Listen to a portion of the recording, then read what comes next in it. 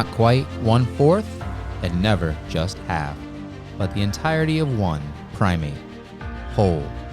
It is the part of a story, an idea that means more to you than me. Hello and welcome to Full Gorilla Life. We are Jeremy Keene, Larry Medina, and Corey Hewlings. Each week, we will break down an important life concept or talk with an inspiring person so that you can live your full gorilla life.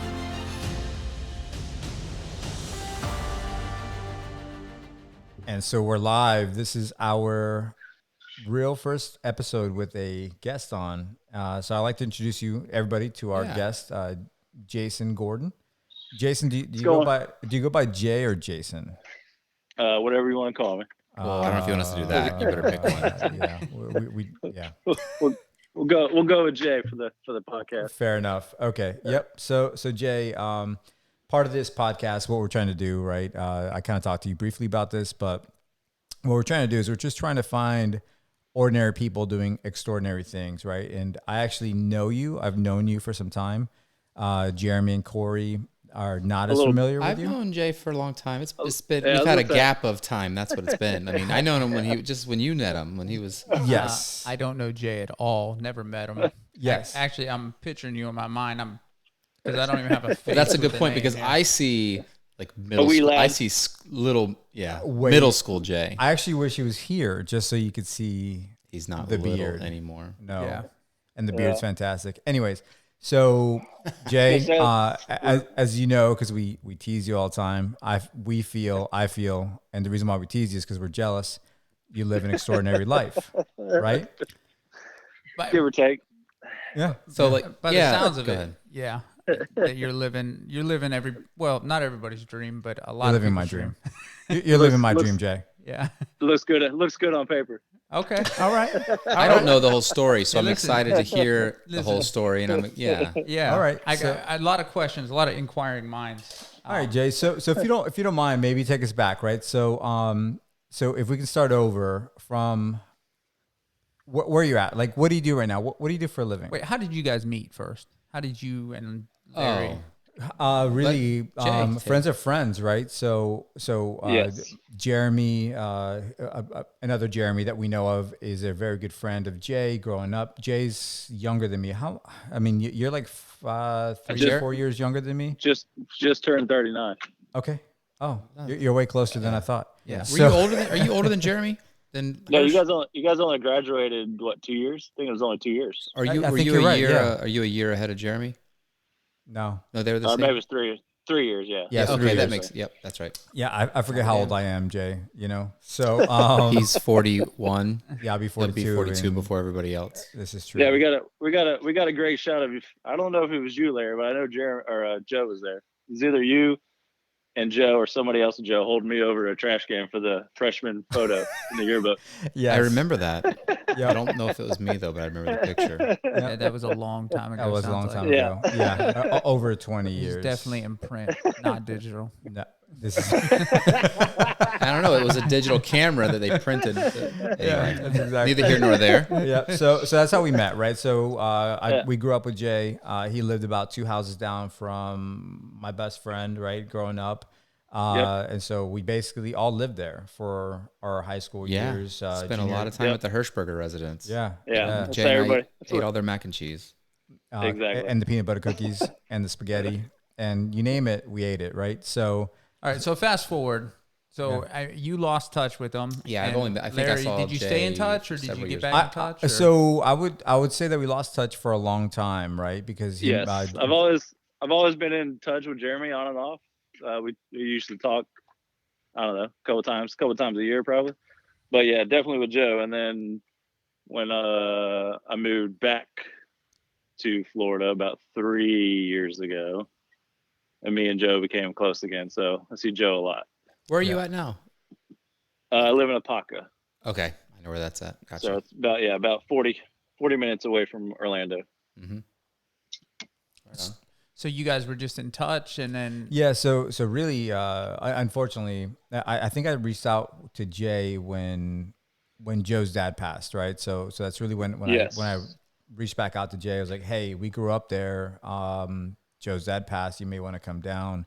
I don't know if you had Yes. heard, so I really let him know, like, hey, here's the situation, blah blah blah, right? So Yeah. so Yes. that's when really it brought us back together, right? That's when I think we that's were the able last to. time I saw Jay was at Yeah. Big Rick's Yep. funeral. Okay. Yeah. Yeah. So that's really when we got back in touch with each other. Unfortunately, right? That's typically what Yep. ends up happening is you end up losing touch, and then something tragic happens, and then it's like, oh, well, we should probably go ahead and Yeah. That's when, like I say, unfortunately, that's when you see your family, funerals and weddings. yeah. I would rather the weddings. So, Yeah. but Absolutely. yeah, so we lost touch for about 20 years, got back in contact. And since then, Jay came down. He was still working at that time, right? So you're working at a local supermarket, right? Yeah. So I worked for Publix for almost 21 years Oh wow. in Georgia. Did you start with them right out of high school then? Yes. So literally after I graduated, so June of 99. Okay. Were you a Well, then I worked a little bit before then. Before then, as a teenager, like a bagger. But okay? when I got basically a full-time job, it was right after high school. Yes. So when you were still working for them, were you a GM or were you like store manager or district or? No, I never moved up to store manager. I was a produce manager. I worked for, like I said, a part-time, probably 2 years, and then I got full-time when I got out of high school, and then I became a assistant manager probably a year and a half after that. So I've about, like I said, almost 21 years with Publix and probably close to 20 years in management. Oh wow. Okay. Now, how long ago did you stop working at Publix? November 18th of 16. Just a Okay. day. Right on. Yeah. November So 18th to 16th. That's when I started growing this glorious beard. You haven't cut it since?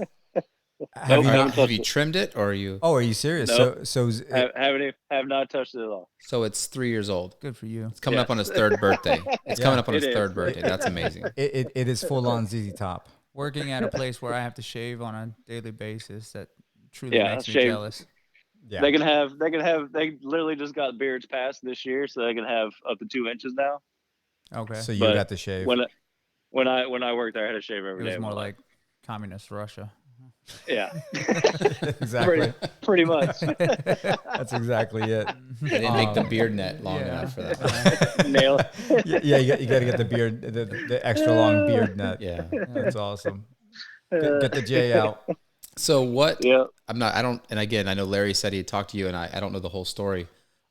Yeah. So The transition from Publix to where you are now with the. All right, so Go for it. Yeah.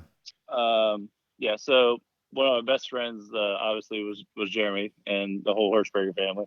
And then when I moved up here, I met a guy named Christopher Walker, and basically we grew up through high school, and then stayed in contact after high school.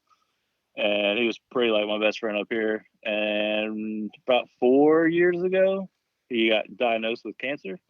He had multiple cancers. He had testicular cancer. He had cancer of the esophagus and cancer of the stomach. And basically got rid of all that in the first go around. Beat everything. Had his radiation. Took some of his stomach out to get rid of the stomach cancer. And then we kind of lost contact, and then I got back in contact with him and just see how he was doing. And they found out that it spread and got into his lymph nodes. So they told him he had anywhere from 4 to 8 months to live. And at the time I was in between girlfriends, and I had a little bit of money saved up. And so we kind of talked about it. Me and my other friend Eric went and visited him about 3 months prior to that. And we kind of just went back and forth. And I said, what if I moved down here? I said, would your wife be cool with that? I didn't want to impose, because I was in between girlfriends at the time. And he said, yeah, that'd be awesome. And they basically thought I was joking. And then 2 months later, I said, hey, I put my 2 weeks notice in. And Here I come. I'll be down there.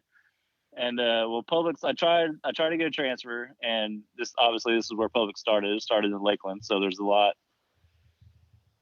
of people that have been in this company a long time down here. So there's not really a whole lot of openings for man. I could have stepped down and stayed with the company, but I didn't want to do that. And then I couldn't take a leave of absence because he wasn't technically a family member. So I talked to my DM and I just quit. So like I said, I had a little bit of money saved up, and my initial goal was to just move down here and hang out with him. So in that time there, when you came down and then you went back, you said you were back there for 2 months and then put in your 2-week notice? Well, we came down to visit for a week. We took a week's vacation and came down here. Gotcha. Me and my other friends. Yeah. And that's when we kind of threw the idea out there. Yeah. And he was like, "Yeah, I mean, if you're serious about it, I'm fine with it." So we talked to his wife, and she said she was fine with it. And like I said, I don't think they really believed I was going to do it. And then, like I said, I talked to my DM, and I just said, and I'm basically at the point where if I wanted to do something like this, I could do it. So I just decided to pull the trigger. Now, did you come by yourself, or did you and the other buddy come down as well? No, I came by myself. Okay, gotcha. So how long did that decision take you to make in your head there, though? By the time you went back, and I assume you were thinking about this the whole time because you were serious about it, obviously, because you did it. How long did that take you to make that decision? Or was it like an instant thing, like, hey, I'm doing this? When I was talking to him at the time, I kind of thought, I'm ready to do this in my mind, because I literally just got moved. We moved a lot as managers. They moved us a lot, and I was always in high volume stores fixing stuff, and they moved me to a not so great location that I did not want to be in, and got everything up and running and where it needed to be. And I was like, there's any time for me to walk away, this is the time. So when I got back, it took about probably 2 months, and then I put my 2 weeks in. Okay. So was there anything, I mean, you just kind of touched on it there a little bit, that, they had just moved you to a store or a location you weren't real happy with being at. Was there anything else that pushed you over the edge that you were like, I'm putting in my 2 weeks? Or was it just you thinking about him and that relationship? Or was it, anything in life? There was some other factors. So like I said, the store was kind of like, I wouldn't say the tipping point, but the store was like, I didn't like my situation. So if I was going to leave, that would be the time to do it. But I'd say probably 6 months prior to that, one of my buddies I work with at Publix, lost his wife to an aneurysm, and she was only 35 years old. So that kind of put it in my head, well, I'm working 60 plus hours a week, and yeah, I'm saving, for retirement when I get there. But what if I don't get to that age? Yeah. What if you get dead first? That's what I always say. Yeah, exactly. So that kind of weighed into it as well. Yeah, that whole way, if you get dead before you get retired, right? Like you start thinking about it. Exactly. And like I said, he lost his wife, and then like I said, Chris got the diagnosis, 6+ months if he was lucky. Yeah. So then you moved down here. Obviously, do you stay with them at that point? Yes, I moved into their guest bedroom, helped out with the bills, and at first I didn't touch any of my time. I had a little savings set up. So my initial thought when I was moving was going to be, I'm just gonna live off my savings and stay with him, help out as much as I can. And when he passes, my original thought was just to go back, either move back and go to Publix, or stay down here and work with Publix. I gotcha. So how long till he passed then when you moved down? A little over a year. Okay. So he went a lot longer than the 6 to 8 months. Then that's good. Yeah. I mean, it's not good, So, but I mean, it's a and to be honest, the actual, I mean, obviously it affected his immune system, but he actually didn't die from any of the cancer. He died from an infection Yeah, that happens a lot. I And think what happens with that cancer yeah, gets you so down, your immune system's so vulnerable yep, that any yep. simple things So that you could beat will get you. yep. So So that's when you're here with him, you're here almost a year with him, or 10 months at that point, I guess. yes. Um, So a little over a year. what He was still. He was what's that year look like? Like, I mean, are all you right. So when I first moved down, he was still doing decent. Like he could still like the cancer that came back was the one in the esophagus. okay? So and that's what metastasized to his lymph nodes and started to spread. But so when I first came down, he was good. He was still good. Like he was still active. Their neighborhood literally had a golf course in the front of the neighborhood, so we literally played golf about four or five times a week. Okay. Oh wow, Yeah. that's awesome. Yeah.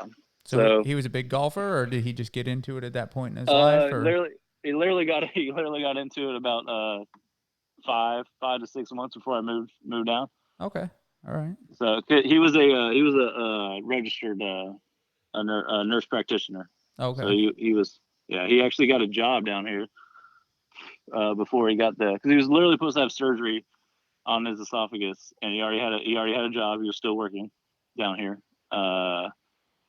And then when they went into his follow up, that's when they found out that it metastasized, so they wouldn't be able to do the surgery. And okay. that's when he went out, took his I don't know what you call it, but he basically quit his job and started, doing his disability stuff. Okay. But we because he couldn't work. So any highlights over that year that you can think, like, Oh yeah, I mean, we did a lot of stuff. They went to I didn't go with them, but they went to Vegas. They took him to Vegas. Like I said, we played golf all the time. Rode a horse. Never rode a horse, so we did that. Basically, I mean, nothing out of the ordinary. It was just what was his just mindset like for that year then? uh, to be honest with you, well, like I said, obviously everybody, when it's finally happening, they're scared. But we talked about it almost not daily, but probably a couple times a week, that he knew it was coming. He wasn't afraid to die. He was the only reason why he was continuing with some of the treatments with the chemo and the radiation was because of his family. He had his wife and he's what, 17 now, so his 15-year-old 15-year-old son, just to get more life out of him for them. So, can you describe, like, you moving down, right? You're able to move down, help out, and provide some of that caretaker. Like, how was your relationship with him? Like, was it somber? Was it always like pretty upbeat? Were you guys always joking around as if nothing was Oh wrong? no, he was always upbeat. And he like I said, besides Joe, talking stuff, he was the one person that, besides obviously like my family, like my mom and my dad, Yeah. but the one person I literally have serious conversations with, like, every day. Like and that was another thing that I always said about him. Like, even though he was the one that dying, he was always asking, what are you gonna do? What do you want out of life? What, are you okay? So he was that kind of person. That's awesome. So he probably, in that, I'm sure you had, like you said, those conversations had to be pretty intense at times and deep. I bet. Yes. I could imagine. I've been fortunate, my friends and stuff, but I've lost like a father figure. But I would imagine that puts a lot of thought process through your brain during that time. Oh yeah, absolutely. I can commend you from just quitting your job like that. That's a big step out of there's a lot of comfort zone there, but then coming down and doing that. But I think, what was your thought process through that year of knowing he's probably going to, and knowing that it's going to happen, and how did that affect you and your next steps, knowing that it's going to happen? Or did you start thinking about the future, or maybe some movements or moves that you'd like to make in life, or goals and whatnot? Yeah, and like we've had this conversation with other people, but it's everybody. It doesn't matter what your situation is. Everybody thinks they have problems. Like,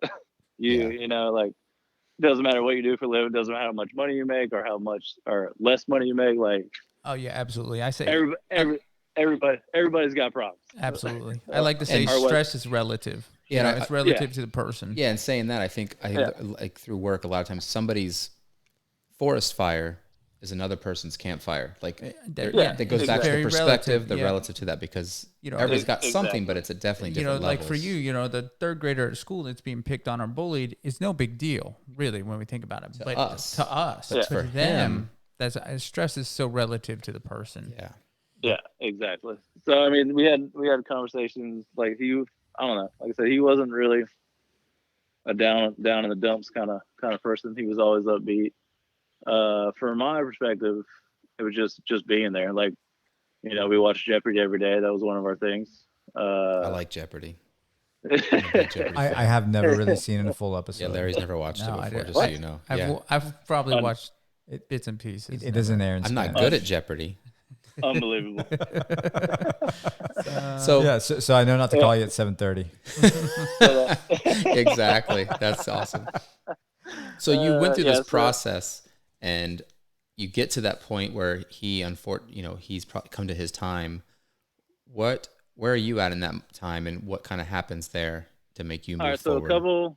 a couple times he went in to the hospital, and you're thinking, this is it. So, and I've talked to my cousins about that, because one of my cousins lost her mother to cancer, so I kind of leaned on her, what to do, like when certain times come. But she, like, her biggest thing was just to be there. Like, even if he has to go to the hospital for a cold, you need to go with him, just because you don't know. Like, like a cold to him is, like, I don't know, Ebola to us, basically. Yeah. It's just So so. as you're thinking about that kind of stuff over that year, though, I mean, you got to start processing in your head, like, what is your next move? Like, were you thinking about that, or were you just thinking like, I'm just in the moment. I'm gonna let this ride out, and whatever happens, happens. Yeah. And I'll think about the rest of it later. Yeah. So kind of like I said, my mind was just literally just be there Okay. with him as much as I could, and once it does happen, I'll figure it out from there. But like I said, we went probably to the hospital 6 or 7 times, and then the one, like I said, the one that got him, he literally had a blood clot, and so he couldn't breathe. And he was actually one of the days I didn't go with him. He actually drove out to go get something, and ended up driving himself to the hospital. Jeez.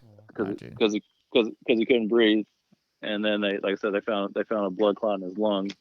I got you. And then it just progressed from there. They didn't find out that he basically turned septic is what got him. He was had an infection, and then everything shut down. I got And you. that was the end. Yeah. So that kind of is the doom and gloom, side of, what pushed you to leave your job and everything. But after that has happened, because for our listeners right now, they're listening to us saying you're living the dream. And we're only touching on like the sad part, right? Yeah. Which, by the way, it sucks, right? Because Yeah. if you sit back and you think about this, you wish it didn't happen. You guys are the ones asking the questions here, so I'll tell you. Yeah. No, listen, absolutely. I'm just trying to give some perspective now. Yeah. It's kind of what pushed you over the edge, though, right? So at this point, now it's been how long since he's passed? Almost 2 years. It's been over 2 years. We just had his 2 years back in March.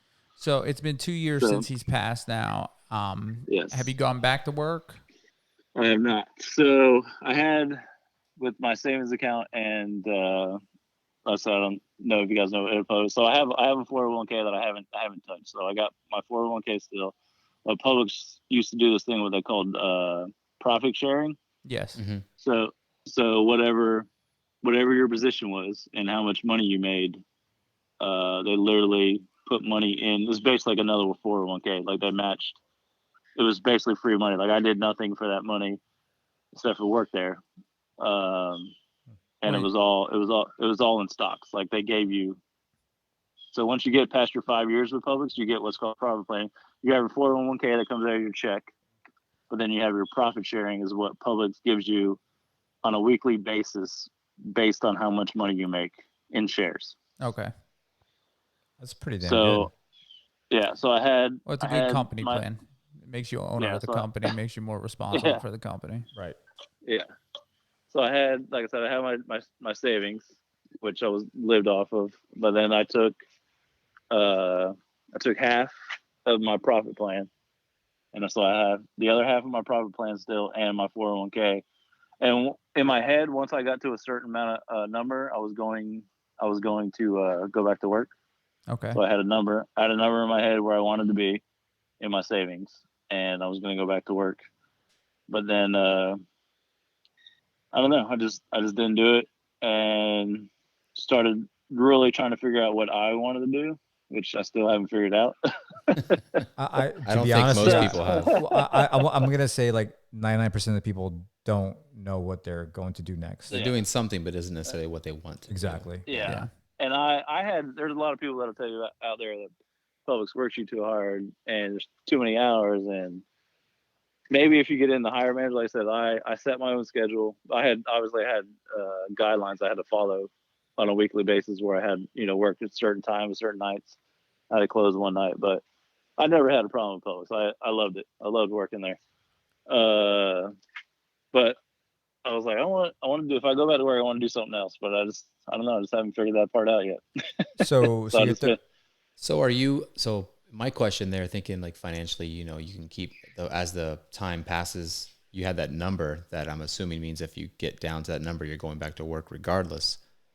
yes. Is that number dwindling, or you It's already figure passed. it's already passed? Yeah. Okay. So Yeah. So originally that number passed, but I've always saved money. So I've always had, I don't know. I mean, I don't want to sound like a dick, but I've always had money in the bank to do whatever I wanted. Like I've only owned two cars my entire life, so I've never had car payments.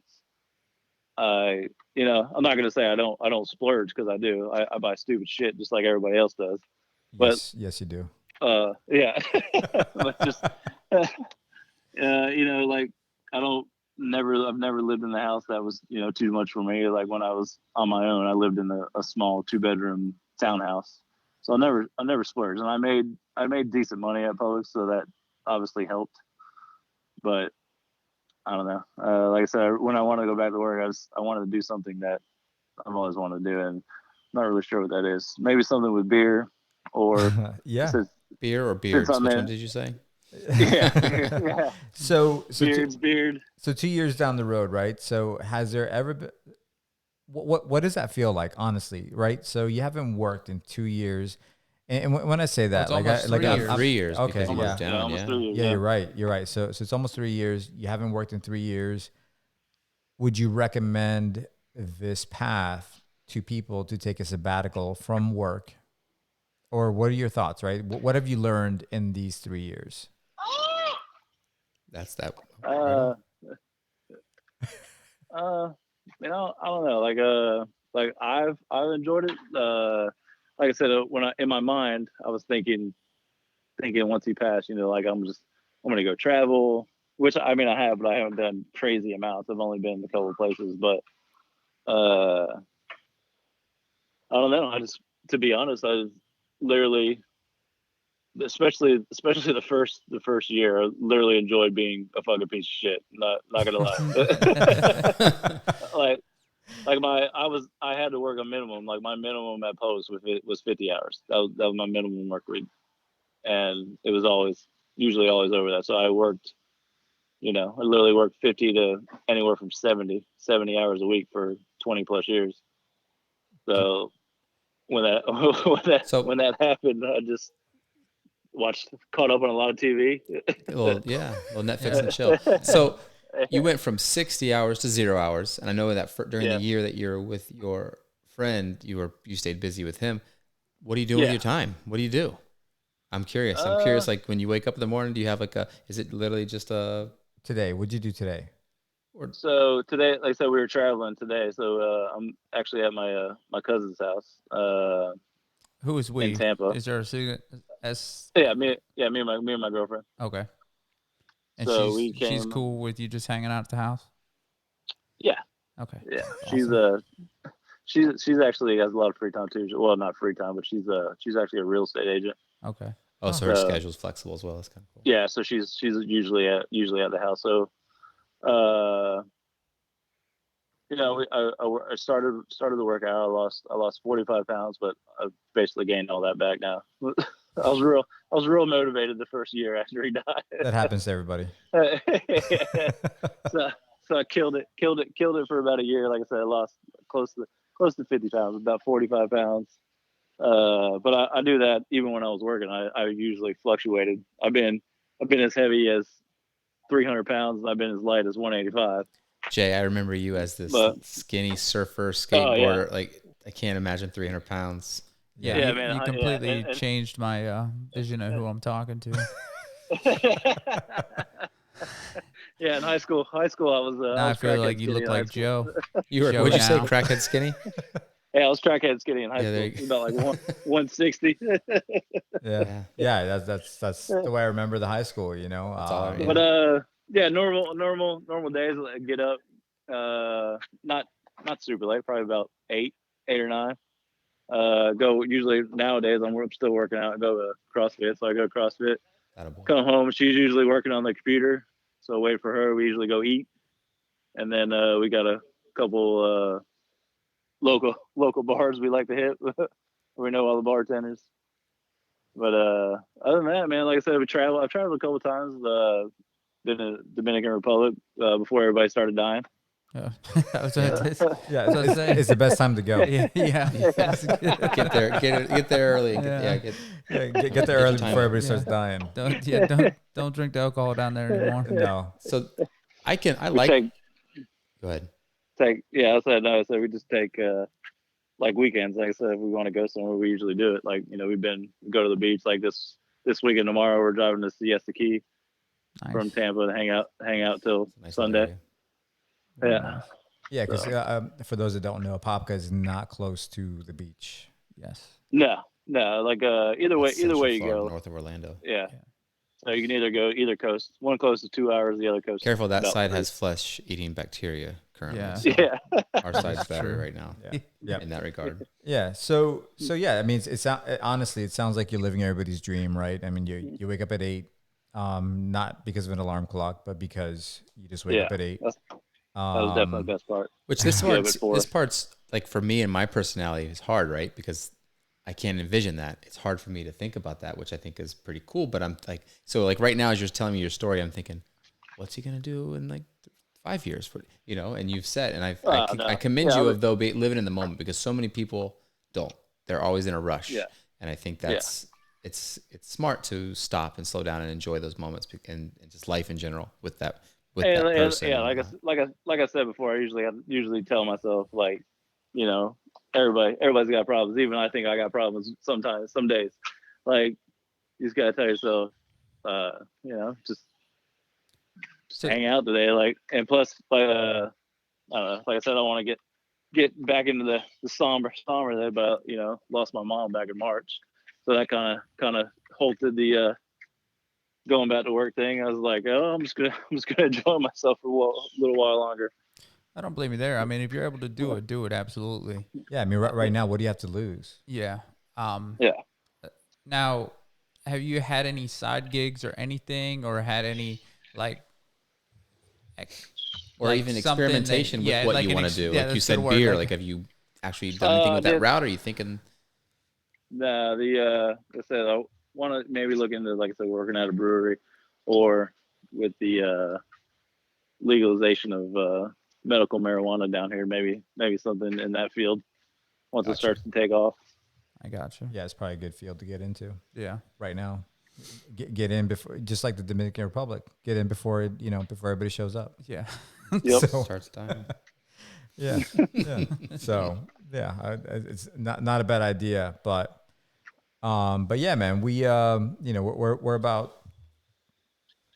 we're about 35 minutes in, and we definitely try to keep these in around 30 minutes or so. We're new, so we're figuring that part out.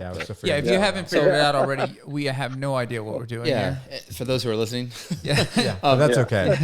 With this, one of the things that we wanted to do is find those people that are everyday people living the life that they truly want to live, and how that's going to resonate with somebody, more than one somebody. And if you had one life advice, right? Or one thing that you feel that people could start doing right now to maximize their life, right? Because essentially that's what you're doing right now, is you're really maximizing your life. You're spending time. Because we had an episode before where we talked about what is most meaningful, and we all pretty much agree. And I feel like most of the people would agree that time is what is valuable, and that's really what you're doing. So, in my opinion, you're living that full gorilla life, right? Mm-hmm. So if there is something that you feel like, what is a takeaway that you have learned that you feel people could do that doesn't cost much money, right, and doesn't take up a ton of time, but is there something that you feel everybody could do at any moment in time to help themselves get a better outlook in life? That's a good question, but I think it's a pretty easy answer. Like like you said, talking about time. Not traveling to the beaches and stuff, which I've done, but the best thing I've done is seeing people I haven't seen in years. Seeing you, Larry. I seen Joe. I see Joe a lot now. Or he's come up to me too. Just family members. I've gone to North Carolina a couple times to see my aunts and uncles that I haven't seen, since I've been started working. Just family, obviously hanging out with going back up to Georgia, seeing my dad and stuff, and my sister and brother, hang out with them a little bit more. So to me, I think that for mine is, like I said, it's the only thing I've noticed a lot of is seeing people that I haven't seen in a long, long time. That's actually a really good point, because it's not something that I thought of when we think of time, as we discuss, how valuable time is, but how valuable those relationships are that we have that we might not make the time for, Yeah. Because, like you said, you don't get to see your family or friends, or, the relationships just kind of drift apart for whatever reason. But when you make the time, you realize how important they are for you. And that even though it's been a long time, that relationship's still there. Like it picks up right where it leaves off. Yeah, it's kind of really crazy. Does, which is kind of powerful. When there's a real connection there. Yeah, exactly. And it's just other stuff, like you said. My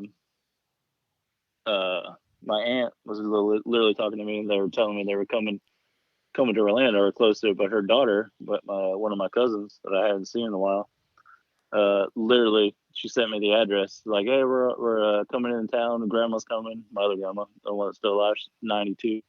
That's awesome. She's like, we're coming to town, if you want to meet up with us. I was like, yeah, sure, send me the address. So literally type in the address, and she's literally 8.5 minutes away from me. That's awesome. That's awesome. And I was like, yeah, I'm pretty sure I can make it tonight. Meant to be right there. Yeah. So I know typically we say that we wrap up with that question, but I do have one additional question. Oh, sure. So if anybody is thinking about doing a sabbatical in the middle of their life, would you recommend it?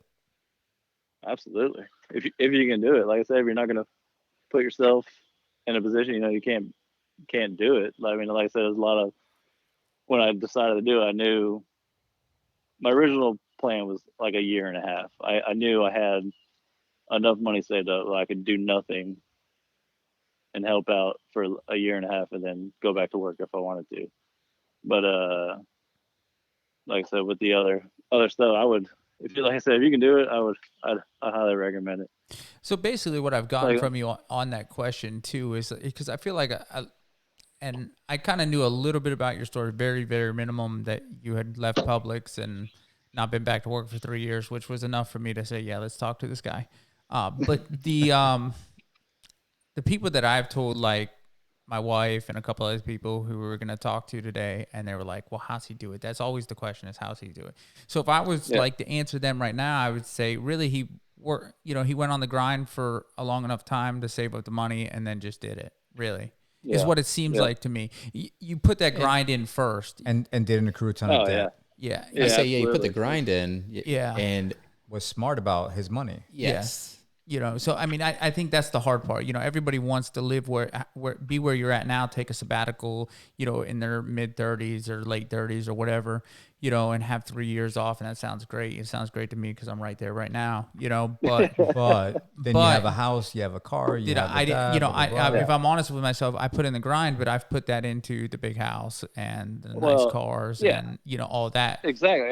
And there's no, like I said, there's nothing wrong with that. And like I said, I'm not sure about the other guys, but I know Larry, he's got, I have a girlfriend now, but a wife and a kid, that changes everything. Yeah, absolutely. Like, you were kind of set up for where you're at right now.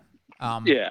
But if somebody wanted, I guess, the blueprint for that, they'd be saying, hey, based on yours, you'd be saying, I put in the grind, I put in the work, and I just did it. Instead of just staying on that path, waiting for retirement, I just did it right now. Yeah. So, what I got out of that too. Oh, go ahead. Sorry. Go ahead, Jay.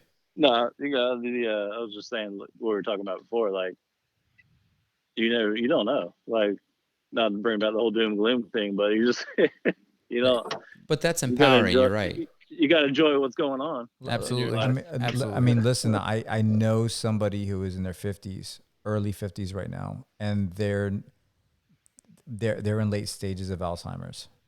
Yeah. So it's like, well, you just never know. You just never know. And so I commend you. People may say like, oh, he's got the blueprint, this, that, the other, but by the same token, you still pull the trigger. Yeah, a lot of people don't pull the trigger. Yeah.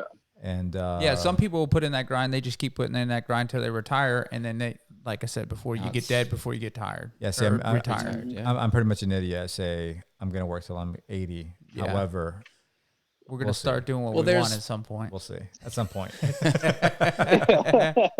Well, hey Jay, we'll let you know when we get there. Yeah. And then we'll hang out. I'll meet you at a bar. Yeah, definitely. Yeah, it'd be cool to have you stop by anyway, see the studio. Yeah, man. Oh, absolutely. Yeah, definitely. And next time, Jay, I'd love to, like, when you get to that next step, when you feel like you're jumping to the next thing, I'm really intrigued to see where that happens and when that happens and where that leads you. Yeah, absolutely. All right. Hey, Jay, we really appreciate your time, man. Thank you so much for joining us. And I'll be in touch with you, brother. All right, thanks, man. It's good talking to you, Jay. All right, thanks. Good talking to y'all. All right, everybody, we're wrapping up. Thank you for joining us on today's episode. And I hope that the listeners out there, you were able to take Jay's story and get something from it. I know we did, and I think if you can take something and implement it in your life, to whether it's in the moment right now and you're ready to jump and you can do it, or if it lets you take and set that goal for the near or far future. As always, if you guys got any questions, comments, or concerns, you can get us at fullgrilllife@gmail.com. And don't forget to follow us on the Instagram at Full Gorilla Life, and Twitter at Gorilla Full, like beautiful, but with a gorilla. And don't forget to hit subscribe button on your podcast app of choice. Have a great day, ladies and gentlemen.